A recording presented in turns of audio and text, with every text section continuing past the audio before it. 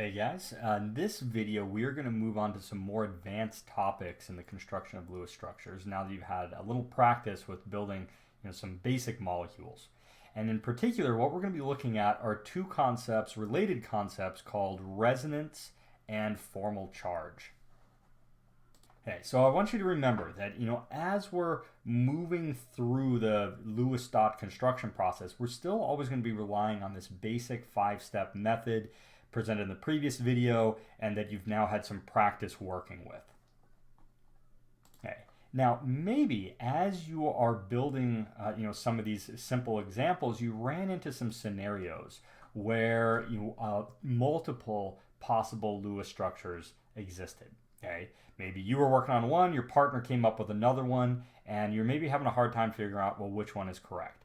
And one very simple example of this is the ozone molecule. So ozone, or O3, has the following two Lewis dot structures. Notice these are very similar, right? But of course, it's arbitrary which side you place the double bond. Are you going to place the double bond on the left-hand side or the right-hand side, okay? Well, in this case, they're equivalent choices, right? But the fact that the Lewis dot model requires us to choose one side versus the other side is basically forcing us to localize electrons. And as we remember from our quantum mechanical model of the atom lectures, we know electrons are not localized. They exist in spread out clouds of probability, orbitals, if you will.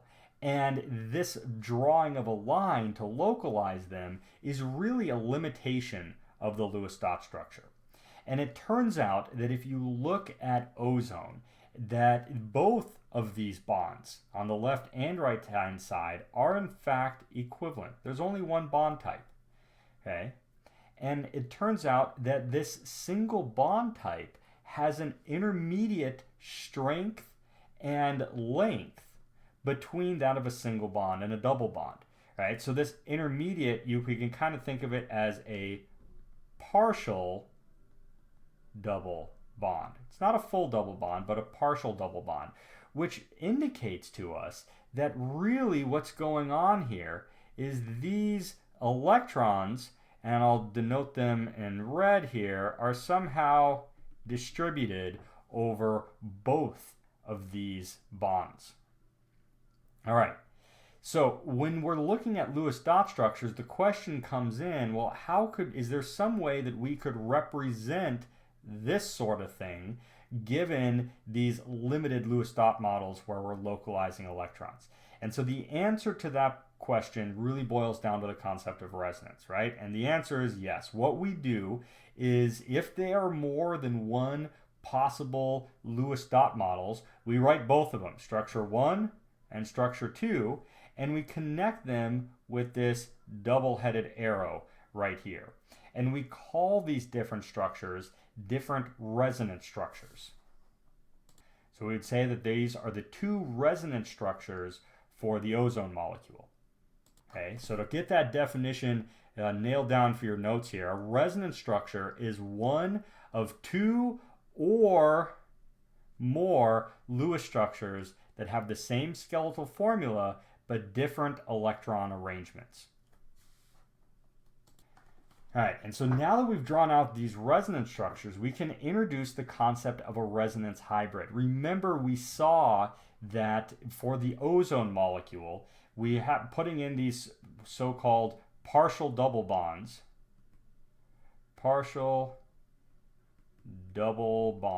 right? And we said that these partial double bonds more accurately represent what's really happening here. So what's going on here with the idea of a resonance hybrid is we're trying to capture the actual structure of a molecule by mixing together all of the different resonance forms. In the case of ozone, there's only two, right? Two different resonance forms. We're mixing them together to get an average. So I want you to think of the resonance hybrid structure as essentially an average. Not unlike the idea of mating two different types of dogs. If you mate two different types of dogs, you mix them together genetically, and you end up with a new puppy that has characteristics of both those parents. Okay, so in the analogy here, the different resonance structures are the different parents that contribute to a resonance hybrid offspring. Okay, so to see this in action, let's take a minute and draw out the Lewis dot structure for NO3 minus. Okay, so we'll start off by adding up the total number of valence electrons. Nitrogen contributes 5, each oxygen is 6, and then our -1 charge will contribute an additional electron, giving us a total of 24 electrons. We can then write out the outline of the molecule. We're going to put the least electronegative nitrogen in the middle, and we're then going to add in bonds for our third step here, gluing together the nitrogen and oxygen atoms. We're then going to have a total of 18 electrons left. 18 electrons left over. And then remember, starting with those 18 electrons, we're now going to add lone pairs to the terminal atoms first, filling up those octets. So each oxygen is starting off with 2, so we're going to want to add 6 additional valence electrons to each one of these oxygen atoms. Right? And in doing so, we will have used up all 18 electrons. So we're all done. We've used up all of our valence electrons. And now in our final step, we want to come in here and make sure that we have the correct number, that every atom here has 8 full complete octet. All right, so basically you can see oxygens are all happy, but this nitrogen atom in the center is not. So we're going to have to take one of these pairs of electrons and fold them in. Okay, so now the resulting nitrogen, right, is going to have 3 oxygens around it here. It will, of course, have the initial bonds. Now there's going to be a double bond, right? And then we're going to have only 2 electrons remaining around that first oxygen. Okay, now we now need to determine if resonance is relevant to this problem. The answer is obviously yes. It was arbitrary that I decided to pick this first oxygen over here, we can call it oxygen 1, to fold in and share additional electrons with that nitrogen, right? We could have just as well picked the second oxygen to do the same sort of thing with, which would have then given us a structure that looks like this, where we now have the second oxygen here sharing those electrons and forming a double bond. And of course, we could pick this third oxygen over here to be the electron donor to get that double bond, all right, which gives us our third resonance structure right over here on the right-hand side. Okay, so these different forms here, 1, 2, and 3, are the 3 different resonance forms for NO3-. And remember, because we have a negative charge here, each one of these Lewis structures should have a bracket with a little superscript denoting that negative charge. And then, of course, at the end of the day, we want to come up with a picture of what this resonance hybrid will look like. Well, we would predict that all of these NO bonds would be exactly the same, and you'd end up with partial double bonds between each one of them. So there'd only be one experimentally observed bond type for this structure. Okay, so I'll leave it as a homework to look at this next example and bring it up. You can double check your work here, but we see a very similar story for CO3 2-, right? Once again, we have different options where we can form the double bond, and there are many other examples where resonance comes into play, and we need to consider resonance when we are drawing out Lewis structures. So we've seen 3 examples now. O3, ozone, NO3- on the previous slide, CO3 2- on the above slide. When we look at all of these structures, just like we're looking at CO3 2- here, we see that each and every one of these resonance structures are in fact equivalent. Okay? And as a result, the resonance hybrid is going to be an equally weighted average of the three structures, which is why all of these guys, O3, NO3 minus, CO3 2 minus, all of these guys have only a single experimentally observed bond type. Okay? Because every one of those three structures, or two structures in the case of ozone, is contributing equally. So only one bond type is observed. You don't have a single and a double, you have a partial double bond for all of these. Okay? But this is not always the case. Right? It's not always the case that all resonance structures are created equal. So for example, you look at the Lewis structure for OCN minus, and I encourage you guys to pause the video here and draw out a possible Lewis structure for OCN minus. What you will find is that a couple different options exist. So maybe one of the structures that you came up with now is represented here, or maybe you got a third one. All right, but the point is that, you know, if I look at both of these Lewis structures here, you know, both of these are using up the correct total number of valence electrons. Both of them are making sure that the octet is satisfied, right? So by all the metrics that we've previously considered, these are both correct, valid Lewis structures for OCN minus. However, it's very obvious in this case that both of these Lewis structures are not the same, right? They're not equivalent, right? One of them has a single CO bond and a triple bond between the carbon and nitrogen. The other one has two double bonds. Okay? So obviously a very dramatic difference. So what we need to do now then is develop some tools for identifying which one of these Lewis structures is the better candidate and is therefore going to be, you know, the dominant contributor to the corresponding resonance hybrid. In other words, which one of these guys has the strongest genes, to use the dog breeding analogy. So the tool that's going to allow us to do that is what we call formal charge. Okay? So the formal charge of an atom in a Lewis structure is the charge that that atom would have if all bonding electrons were equally shared between bonding atoms. So we're going to completely neglect electronegativity, who wants some more, and we're just going to chop them down the middle. And so it's important to keep in mind that this formal charge is a fictitious charge. It's completely made up. And it's something we're assigning to each atom in the Lewis structure simply to help us distinguish among competing Lewis structures and pick the best one. So for example, if we look at HF, hydrogen fluoride, there are two bonding electrons in HF.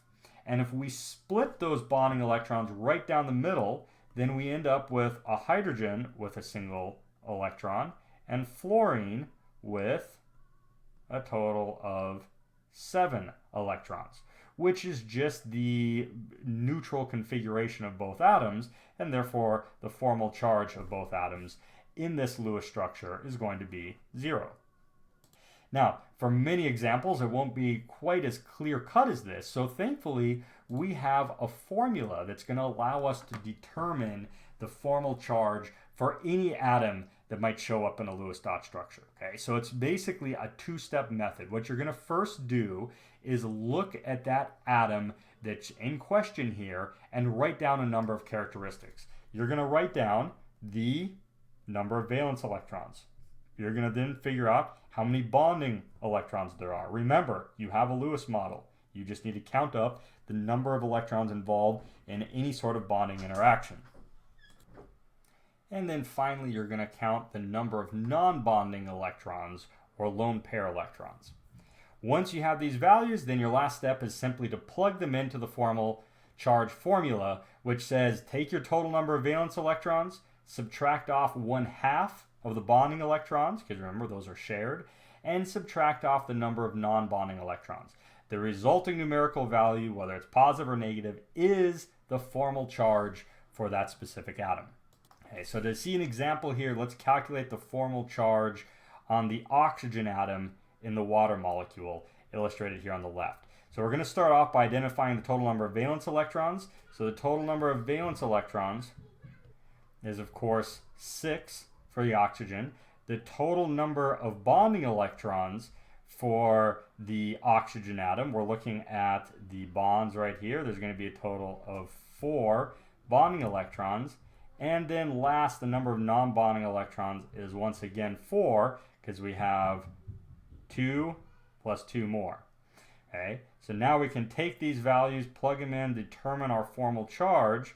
We're going to take 6 minus 1/2 of those bonding electrons, which we just determined to be 4, and then we're going to subtract off the number of non-bonding electrons, which is 4. Right, so 6 minus 2 minus 4, which is 0. So the formal charge of oxygen in this case on the water molecule here, neutral water molecule, is 0. Okay. Now there'll be plenty of practice for you guys to go through in the associated homework here to calculate formal charge for a variety of different atoms, but it all boils down to the same formula. Okay. Now, once we have this formal charge, the question is then, okay, how on earth does this help us in distinguishing which resonance structure is the best, right? Or going to be, the dominant contributor to that hybrid. All right, so here are our objectives. When we're looking at formal charge, our objectives are to make sure, right? We always want to make sure that the sum of all the formal charges in a neutral molecule is equal to 0. Or if you've got an ion, the sum of all those formal charges in that ion must equal whatever that charge of that ion is. So these two objectives here are good, sanity checks here to make sure that you did in fact follow the rules correctly and assign the correct formal charges. Okay, then once you've double checked and made sure that you've got, consistent formal charges, then our third rule here is this idea that what we want, our objective, is to have small or 0 formal charges on individual atoms as often as possible. So smaller is better when it comes to formal charge. And if you can't avoid a formal charge, you've got to have a formal charge, you can't zero it out, then we are going to put negative formal charges on more electronegative atoms, or conversely, positive formal charges on more electropositive or least electronegative atoms. Okay, so with these rules in place now, we can go back and look at some of those more challenging examples of Lewis dot structures where there were multiple candidates, and we can now use formal charge to figure out which resonance form or which alternative structure is going to be the favored one. Okay, so the first example here I want to look at is the molecule HCN. And HCN has 2 structural candidates here. One of them, we can place the carbon in the center, which I would hope is the one that you would perhaps come up with, we'll call it structural A, by following the rule of putting the more electropositive carbon atom in the center. Okay? Now let's suppose you didn't follow that rule and you came up with this alternative structure B, where the nitrogen is in the center. Okay? And let's say you forgot that rule of putting more electropositive in the center, and now you're stuck with structure A and B, and you want to determine which one of these is the better Lewis structure using a formal charge argument. Well, it turns out we can follow the same calculations, identify total number of valence electrons, total number of non-bonding electrons, total number of bonding electrons, carry out the calculation, determine the formal charge for each one of these atoms in each one of these structures, and then follow the principle of choosing the lowest values. We can see that structure A, following the rules that we had already laid out, gives us a 0 formal charge on every atom. So this is essentially a little bit more justification for why those 5-step process for building Lewis dot models works. Okay, so the formal charge argument is basically reinforcing what we already knew in this case. All right, now let's go back to our example of OCN minus. And we saw OCN minus, we looked at the previous slide that we had these 2 different candidate forms. I believe we had A and B previously. And of course there's a third candidate where we place that triple bond between the oxygen and the carbon. Okay, so what we're going to do now once again is apply the formal charge definition, calculate the formal charges for each atom type and all three of these structures. I encourage you guys to maybe pause the slide here, double check all my work, make sure you understand where all these numbers are coming from, and you'll see that at the end of the day, structure C over here has a +1 and a -2 formal charge. So we want to obviously minimize formal charge. So option C is going to contribute the least to the resonance hybrid because its charges are so high. Now, options A and B, right? Options A and B both have a net -1 formal charge. Okay, so at first glance, they might look equivalent. But remember, our goal, if we have to have a negative formal charge, is to place that negative formal charge on the most electronegative element, which, of course, is oxygen in this case. As a result, we're going to conclude that option A is going to contribute the most to that resonance hybrid based on this formal charge argument. Okay, so in summary, what I've given you here is this method for calculating formal charge, which allows you to choose or pick the best Lewis structure, right? And identify which resonance structure, right, is going to contribute the most. So we're able to really understand this idea of a hybrid resonance structure and get a better idea of what that molecule actually looks like by taking into account resonance, the fact the electrons are not localized, they can move around on the molecule, and formal charge tells us where they're most likely to reside.